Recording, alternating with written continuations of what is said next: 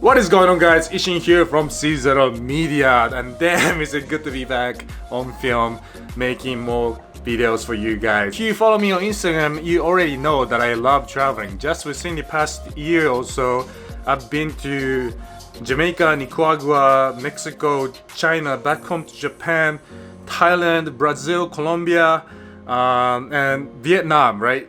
This video is about Vietnam. Every year around Christmas time, I try to take time off to do an epic trip around the world with some of my friends. And this year, by this year I mean 2018 Christmas time, I contacted two of my friends from college who now live in India to do a motorcycle road trip across Vietnam. I went to college with these guys, V and Stresh, both good riders, and these guys actually did Mongol rally for like 3 months. They literally flew to London, bought a car, and drove that to Mongolia within the span of like 2-3 months. I wanted to join that trip, but I just could not take that much off work. And V back in college and I did a road trip in a Prius around the US, 10,000 miles. So, you know, V, Stresh, and I are very much familiar with road trips. However, I have never done a motorcycle road trip. This is something I always wanted to do in my life, but I never had the opportunity or the time to do so. And there was no other perfect time or group of guys to do it than now. Some of you who might be followers of Top Gear, or now known as Grand Tour, might have seen the episode where the team took a motorcycle around Vietnam. V and Stresh are Top Gear fans. I unfortunately don't really watch that show because I think it's pure entertainment, not really educational. But anyways, they watched the show and they wanted to do a motorcycle road trip in Vietnam. And I was like, okay, let's do it. So initially when I did this road trip, I didn't plan on putting all the footage together to create this documentary type footage, which I've never done before. But I felt the need to do so for those of you who are also interested in doing a similar type road trip, whether it's in Cambodia, Laos, Vietnam, Thailand, or even here in the US. I thought a video like this would be helpful to better prepare you to your own motorcycle road trip, as well as share with you the experience and the craziness I have gone through. So here's how it's gonna go. Like I said, I didn't plan on creating a video series like this, so all of the footage is either filmed with GoPro or cell phone. I'm gonna do some editing, effects, so it looks nice and sleek, but I don't know how good the quality is going to be. So the first video, which is the video I'm gonna film today, is all about preparation for the trip. What did I bring? What did I use? What did I need? That's the stuff I'm gonna explain it to you today so that you're more well prepared for your trip. Now, I did film a quick overview of what I brought to Vietnam when I was in Vietnam in my hotel room with my GoPro, but the quality isn't that great. So I'm gonna be cutting in and out from here in my home to the footage from Vietnam, which I think is the best way to explain you how to prepare for this trip. And then in my next video, it's going to talk about how to buy a motorcycle in Vietnam, because I rented one. My friend Shreyas decided to buy a used motorcycle and travel that across Vietnam and sell at the destination. So enjoy today's video, guys. Here we go. What is going on, guys? C0 Media here, coming live from Vietnam today. Check it out. I'm in my hotel room that cost me about 30 bucks a night, which is completely sufficient for my needs for just spending a night before my trip. For the next couple of days, I'm gonna be filming the ride itself. So first of all, helmet, most important part. So I'm gonna cut right there because GoPro footage in the hotel room was kind of shitty. Helmets, important topic. It is not really enforced in Vietnam for you to wear helmets. I've seen a lot of people riding around without a helmet, in flip-flops, in shorts and t-shirt, with no gloves. No problem, you can do that, but I highly recommend that you do not do that. Definitely wear a helmet if you plan on taking a road trip around Vietnam, even if you're going for a ride around town for the day. Usually when you purchase a motorcycle in Vietnam, you get a helmet with your motorcycle. The issue with that is every helmet's different. For me, I have like an oval face, but if you have a helmet with like a narrow face, or if you have even more of like a round face, each helmet is going to fit you differently.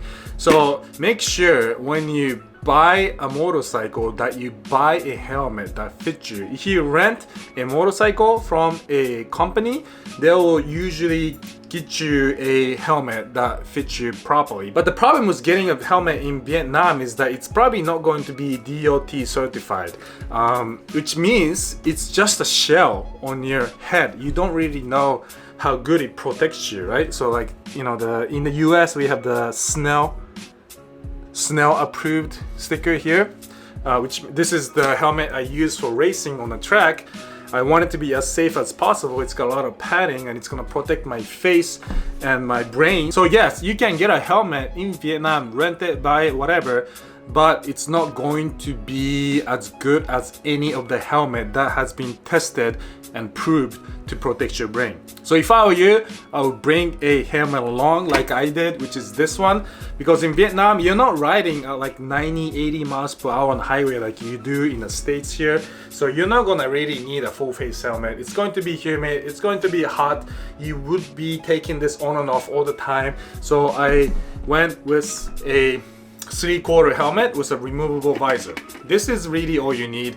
The max I did was 110 kilometers per hour, which was completely gunning it in the 5th gear. But even in that situation, I felt pretty safe with a 3/4 helmet like this. But whatever you do, don't wear one of those, what is it called? The military helmets, where it's just like a half cap that with a strap that comes around here.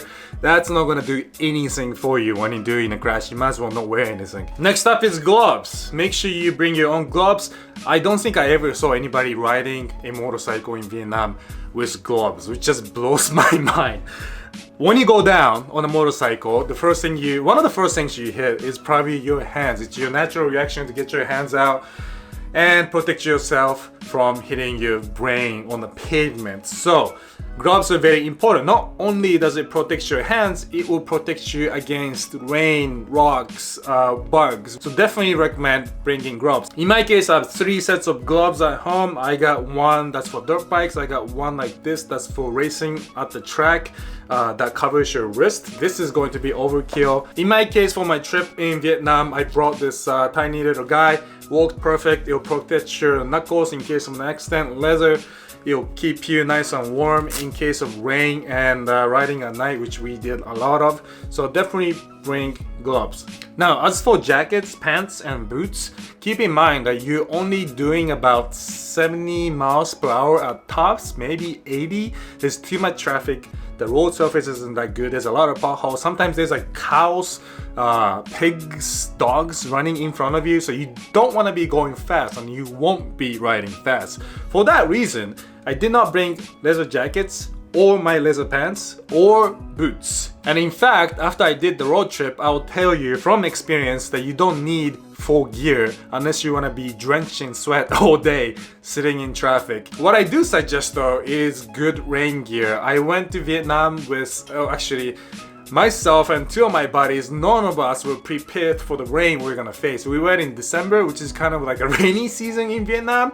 That's us doing great research for any of our trips, typical. Get a poncho, like full body poncho, pants, your hoodie, everything that's gonna cover you from head to toe. Get waterproof shoes if possible, and stay dry. In Vietnam, especially if you're going in a rainy season like we did, you never know when rain's gonna hit you, and it's gonna hit you hard.